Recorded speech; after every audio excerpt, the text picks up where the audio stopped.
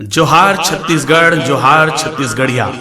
छत्तीसगढ़ के गौरव, छत्तीसगढ़ के मान सम्मान और स्वाभिमान, पुरखा मन के पहचान ला बचाए बर छत्तीसगढ़ महतारी के आह्वान ला सुनव, ओकर पुकार ला गुनव। जल जंगल जमीन ला लूटे ले बचाए बर आगू आवो। केंद्र सरकार और राज्य सरकार के शोषणकारी और दमनकारी नीति ले छत्तीसगढ़ महतारी ला बचावो। जागो छत्तीसगढ़िया, जागो, आगू आवो।